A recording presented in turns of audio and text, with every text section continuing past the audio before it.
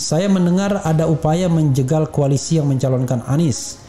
Anies tidak mendapat koalisi. Ini mirip-mirip dengan upaya membegal partai politik tahun lalu.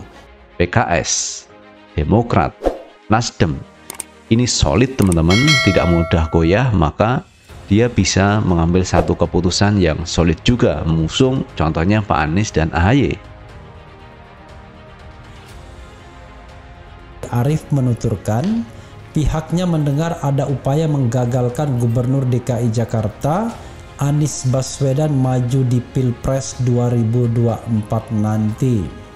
Koalisi ini dijegal agar tak ada tiket Anies maju sebagai capres nanti. Nah, itulah MK ya, Mahkamah Konstitusi, jahatnya yang namanya presidensial threshold itu. Tapi MK bukan tidak paham, MK paham ini, cuma masalahnya karena dikuasai oleh oligarki maka tak jujur dan tak amanah lagi ya.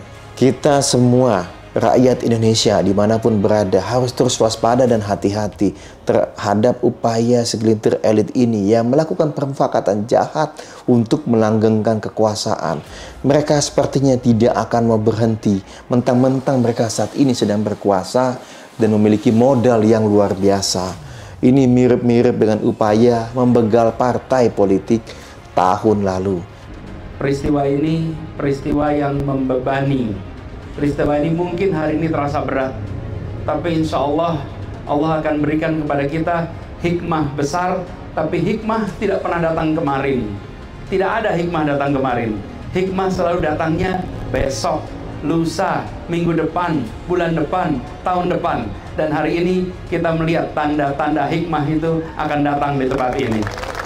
Presiden Jokowi nggak pernah kasih public address tentang ideas of democracy. Yang terjadi beginian, jegal-menjegal kan.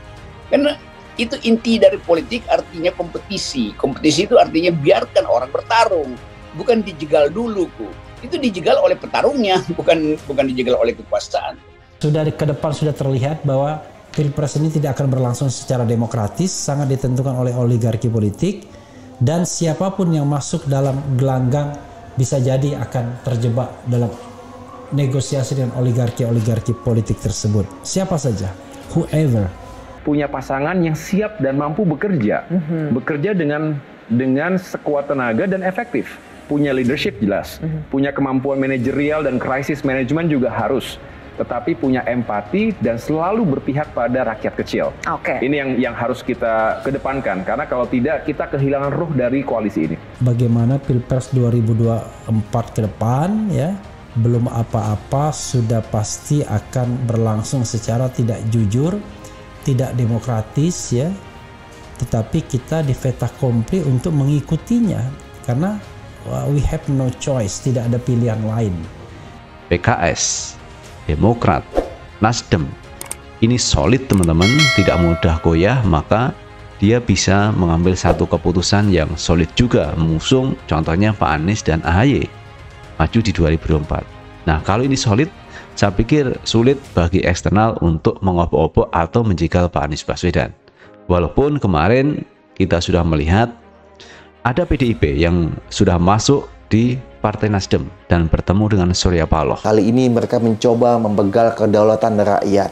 Demokrasi kita sedang dalam ancaman yang luar biasa oleh segelintir elit yang berperilaku memuakkan seperti ini. Kita harus terus waspada dan kita harus terus lawan. Jangan dijegal di depan dong. Itu juga ngaco. Kalau mau jegal udah pakai 20%, udahlah. Tapi ini masa jegal seseorang dengan tadi konsekuensi politik. Dan memang PKS dan Demokrat membaca itu makin lama makin jelas arah untuk menjegal Anies itu. Tapi kita nggak tahu apakah Anies bisa dijegal. Karena tetap popular vote-nya tinggi sekali dan itu orang akan lihat bahwa kalau begitu kekuasaan putuskan aja bahwa hanya boleh ada satu calon, yang lain nggak boleh. Kita ingin Indonesia makin baik ke depan. Buat apa seolah-olah permusuhan itu abadi? Dan bukankah rakyat kita juga harus disuguhkan dengan perilaku politik yang bermartabat, tapi juga sejuk, damai. Karena pada akhirnya harus ada batas kompetisi ketika panggilan untuk bangsa dan negara itu lebih kuat.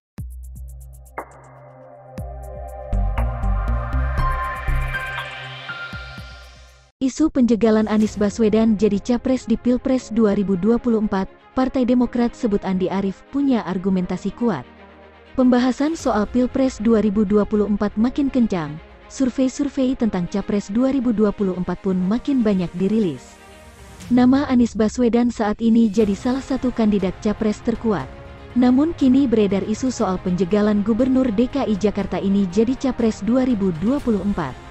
Pernyataan Ketua Badan Pemenangan Pemilu, Bapilu, Partai Demokrat Andi Arief terkait indikasi penjegalan Anies Baswedan maju Capres 2024 tak turun dari ruang hampa. Demikian ditegaskan Deputi Bapilu Partai Demokrat Kamhar Lakumani menanggapi polemik pernyataan Andi Arief. Tentu ada argumentasi yang kuat sebagai justifikasinya. Andi Arief, di mana terlihat secara kasat mata Pak Jokowi terus melakukan manuver dan konsolidasi relawan yang sangat kental muatan politiknya, ujar Kamhar. Andi Arief berkicau di Twitternya kemarin soal dugaan upaya menjegal koalisi yang akan mengusung Anies Baswedan ikut Pilpres 2024. Pada cuitan berikutnya, Andi Arief mengatakan Pilpres 2024 tidak akan adil pada proses dan hasilnya sepanjang Presiden Jokowi ikut cawe-cawe.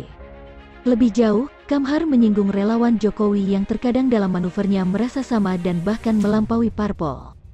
Jelas juga terbaca jika arah politik relawan menjalankan dua skenario, kata Kamhar. Pertama, menurut Kamhar, skenario pelanggengan kekuasaan. Kedua, skenario menyiapkan pengganti jika skenario pertamanya gagal dan mendapat penolakan yang kuat dari rakyat. Untuk skenario kedua ini jelas terbaca publik bukan mengarah ke Mas Anies, malah sebaliknya Mas Anies lah yang dianggap sebagai ganjalan, kata Kamhar. Dia menanggapi pernyataan pengamat politik Adi Prayitno yang dianggap keliru jika memandang pernyataan Andi Arief terkait penjegalan terhadap Anies berlebihan dan hanya membungkus kepentingan Partai Demokrat untuk menyandingkan Anies AHY saja dengan argumentasi jika elektabilitas Mas Anies tertinggi maka akan jadi rebutan partai-partai. Faktanya yang disebutnya tertinggi pun, katakanlah Mas Ganjar juga tidak menjadi rebutan partai-partai, malah sebagai anggota partai tempat bernaungnya pun sampai saat ini belum memberikan sinyal dukungan, kata Kamhar.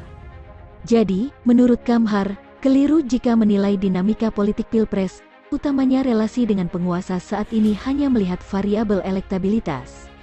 Terang benderang terbaca penguasa punya skenario tersendiri terkait kekuasaan, ujarnya. Dikatakan bahwa pelanggengan kekuasaan dengan skenario penambahan masa jabatan atau periodisasi, dan skenario mempersiapkan pelanjut. Ini berbahaya dan menjadi ancaman bagi peningkatan derajat dan kualitas demokrasi, katanya. Hemat saya, ini yang menjadi substansi kritik Bang Andi Arief, agar Pak Jokowi bersikap dan berdiri sebagai negarawan, lanjut dia. Kamhar mengajak Jokowi belajar dari Susilo Bambang Yudhoyono atau SBY yang di akhir periode keduanya menjadi Presiden RI berdiri sebagai negarawan mengawal proses demokrasi kontestasi Pilpres yang terselenggara secara luber dan jurdil, bukan mengintervensi Pilpres atau mempersiapkan jagonya, kata Kamhar.